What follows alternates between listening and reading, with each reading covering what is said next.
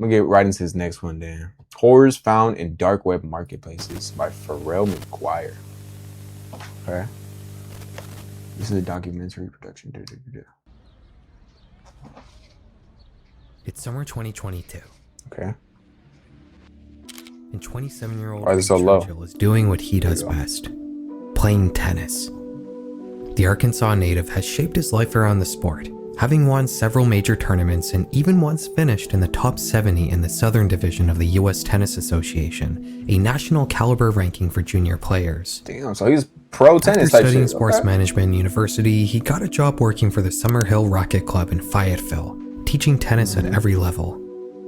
In this particular game, however, Reed would sustain an injury, one that we don't know the exact nature of. What happened? What we do know is that it left him with chronic pain. Seeking relief, he decided to turn to the internet, but not the World Wide Web we all know and use every day. Went to the dark web. No, Reed turned to the dark web.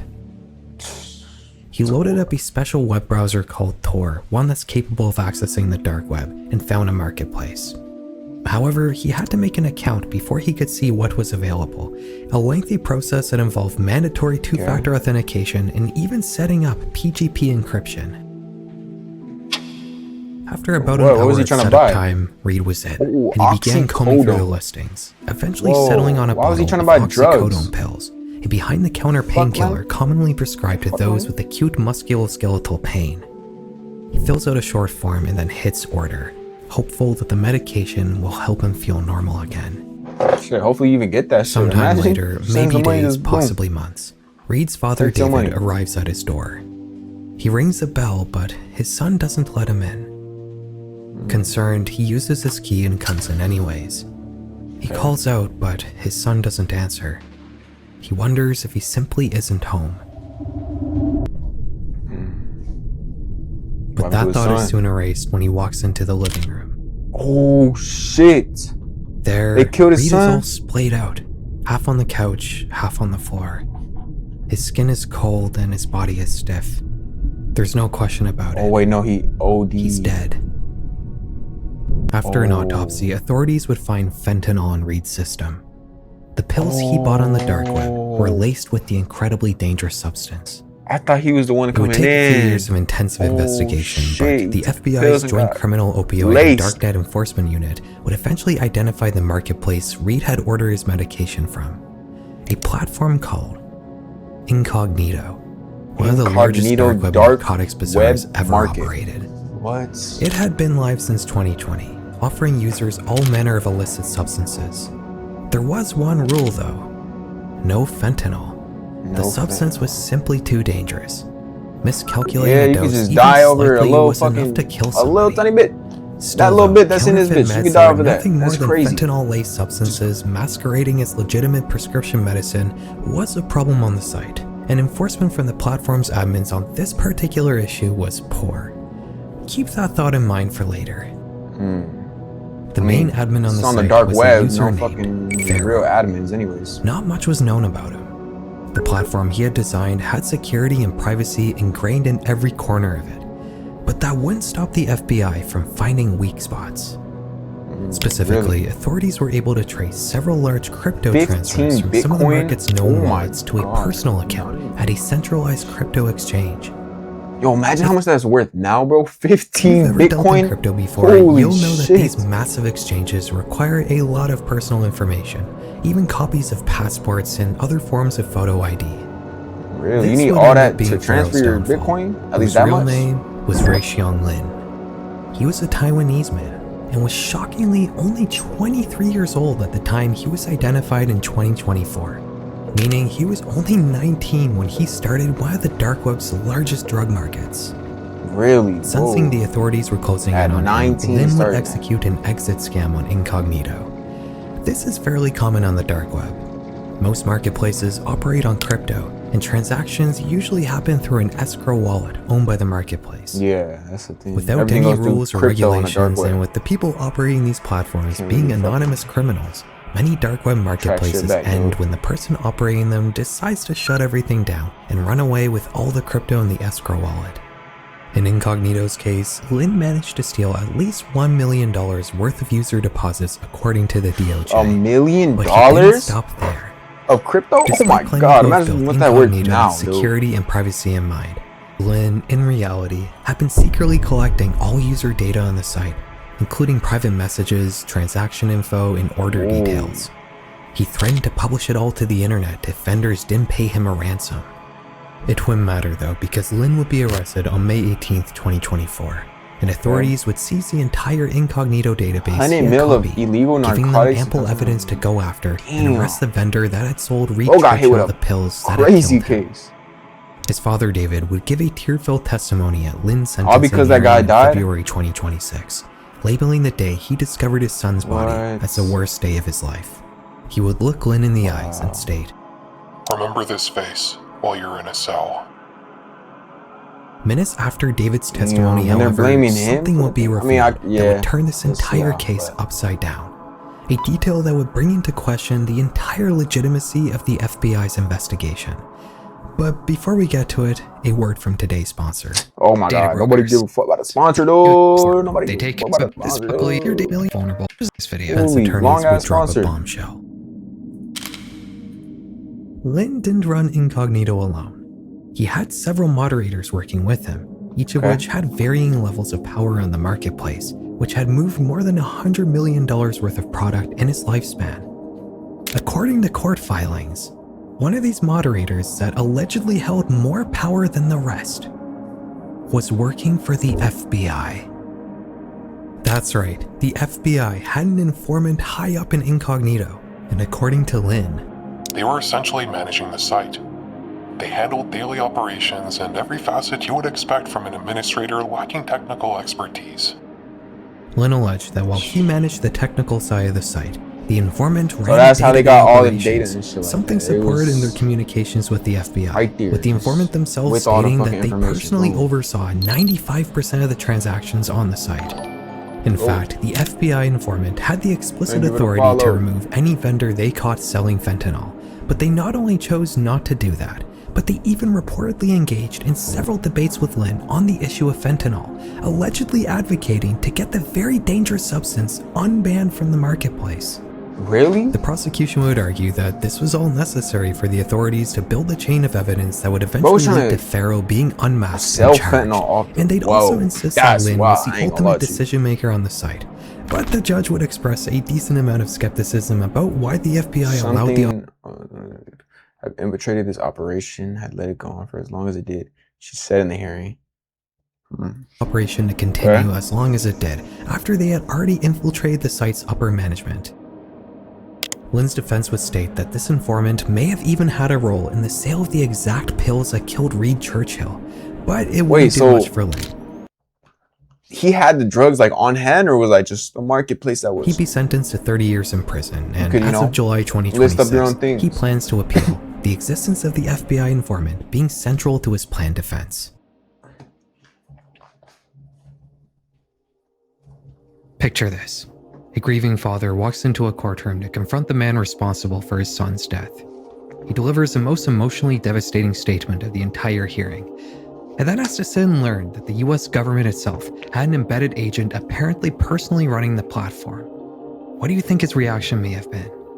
We don't know what went through David's head in that moment. He's never commented publicly on the revelation of the FBI informant. But we do know one thing. Dark web marketplaces have resulted in all manner of horrors, and many of them aren't exactly what you would expect. The American government didn't just have an agent helping to run a digital drug marketplace. They were also the ones who created the dark web in the first place. Yeah, that's the thing. They created Tor. They created Back in the 1990s, No. while the internet was gateway exploding in popularity, that all the US criminals could government use. wanted to find a way to use this new technology to allow spies operating in foreign countries to phone home. The problem is, the internet wasn't secure enough for these sorts of communications, so the US Naval Research Laboratory developed something called onion routing, a technique for anonymous communication over a network that involves wrapping data in several layers of encryption that gets bounced between different network nodes, each one peeling away a layer of the encryption. This So that's was why and they're- is the basic the websites are onion. That's why. technology that the dark web is Onion. built upon. .onion. Websites are long addresses Onion. built from random alphanumeric characters derived from cryptographic keys, and they all end in the .onion domain. In the early 2000s, the US government would publicly release the Tor network, something we now call the dark web. Yeah. If you're wondering Dark why web. the USA would want regular people using something like the dark web, the explanation was actually So they can simple. control it, honestly. That's what I feel If like. only spies were using something like Tor and accessing Onion websites, then it would be quite easy for foreign adversaries to discover them by merely looking for any and all Onion traffic. It didn't matter if they couldn't read it or see where it was going, just finding evidence of any Onion traffic would be enough to know that there was a spy somewhere. But that wouldn't be the case if everyday people were using the dark web. The increased level of noise would allow agents to blend into the crowd, and finding Onion traffic wouldn't necessarily be a digital paper trail leading back to some foreign operative. So the US government unleashed the dark web onto the world. And guess what it almost immediately became known for?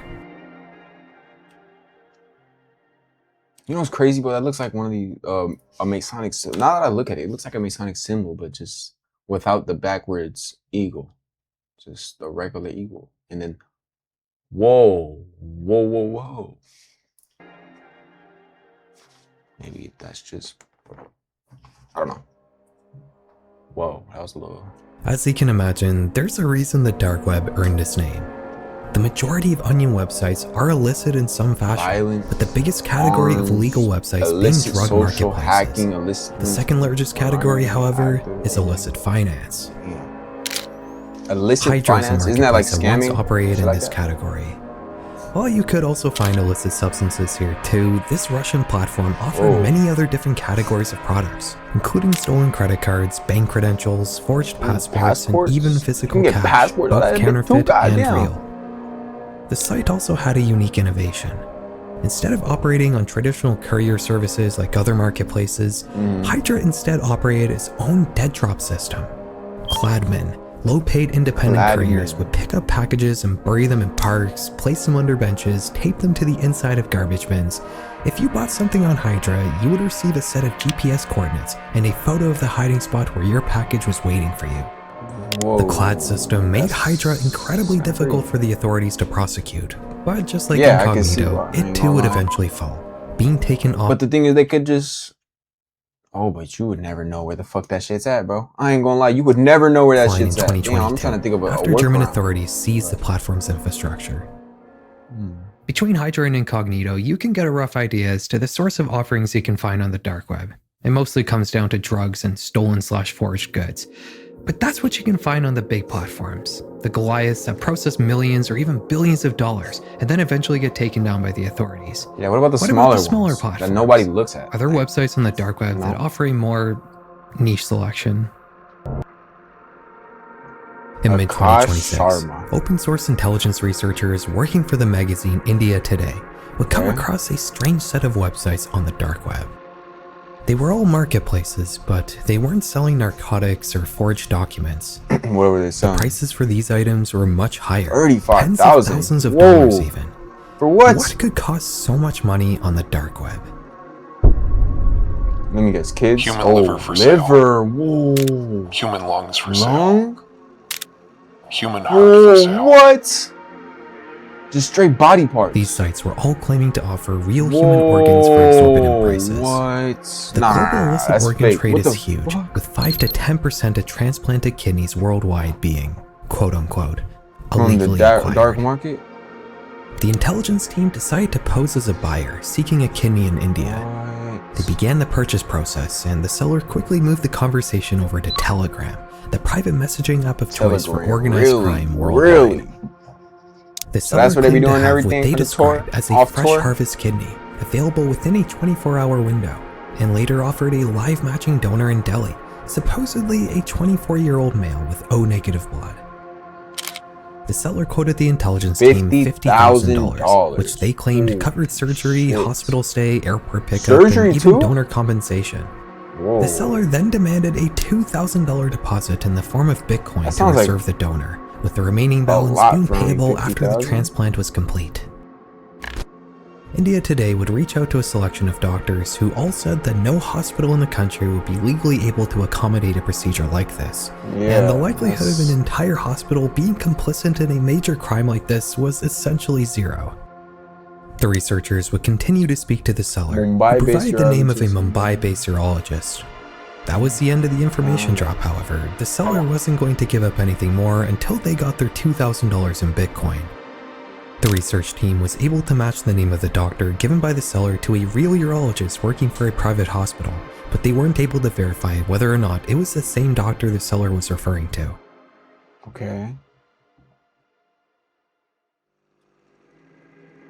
Dark web. The India Today investigation was left without a definitive answer as to the legitimacy of these marketplaces, but the dark web monitoring and security firm Dark Owl would reach a conclusion about similar platforms back in 2023.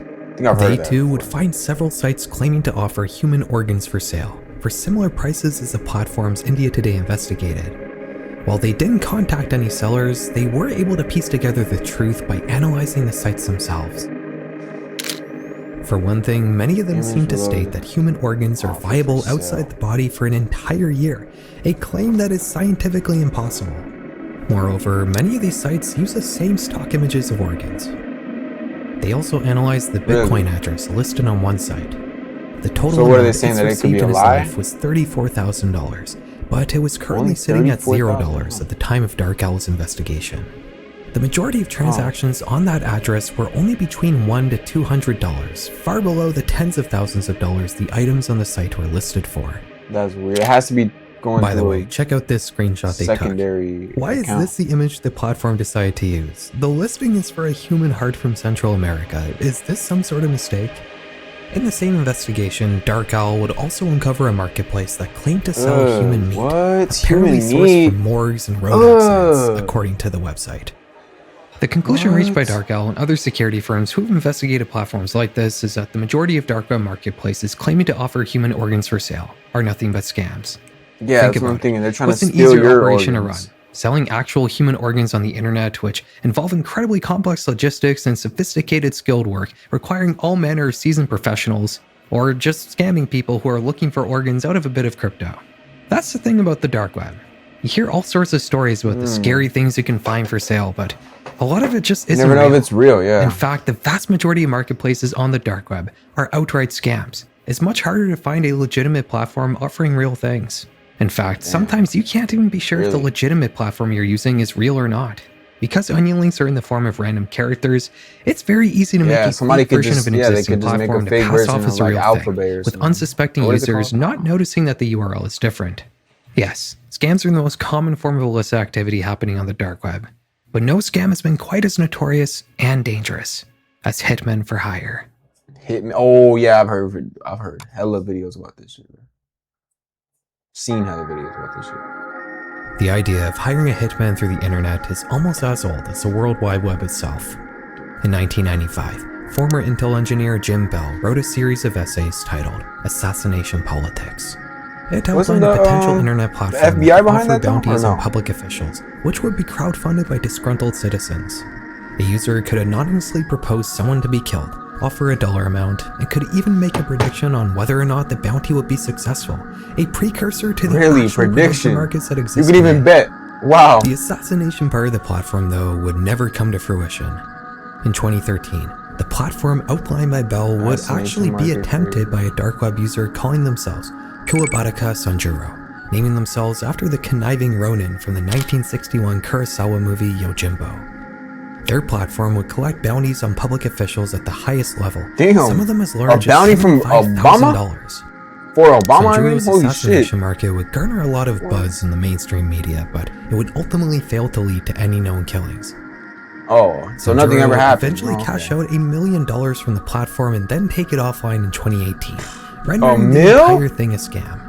Whoa! That's how the story tends to go. What? A site claiming to offer some sort of hitman service pops up, and it either ends up being a scam or some sort of FBI honeypot. Yeah, like it's some The FBI most infamous shit. of these sites is a 2015 platform called Besa Mafia. They claim to be the official online presence of the Albanian Mafia, providing Besa services in every Albanian corner of Mafia. the Hire world. a killer or They hit. supposedly offered everything Yeah, from okay. getting someone beat up to a professional ex-military sniper hit, an option suitable for anybody from Sniper? CEOs to small What celebrities, the according fuck? to them. This is apparently much Holy. different than a basic hitman, which only costs $5,000. This cheaper alternative is supposedly carried out by a local gang member that, quote-unquote, Doesn't did care. murder before. Yeah, I They guess even so. have the decency to avoid booking expensive hotels, and they don't even smoke at the scene of the crime. But keep in mind that they can only hit normal people. It's a little hard they to can't believe handle that anybody could celebrities take type something shit. like this Okay. seriously. It Makes reads like sense, though. something a kid would write. It wasn't written by a kid though. It was conceptualized by somebody going by the name of Yura.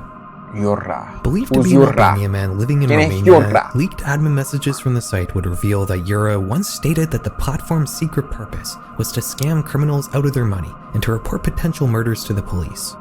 Whether he intended to make good on that last part is uncertain, as in Yeah, 2016, okay. a cybercrime researcher named Chris Monteiro would discover the site, as well as several critical believe that. security flaws. He was able to get in and read every single customer interaction on the platform, over 3,000 messages. 3,000. From this, he was able to Holy extrapolate shit. that the Besa Mafia had actually Only- received wait, no, 38 it's only- real and paid-for kill orders, complete with details They and actually got pictures of the orders to do it, potential though? victims. Some of these stories were incredibly disturbing, like that of John Musbach.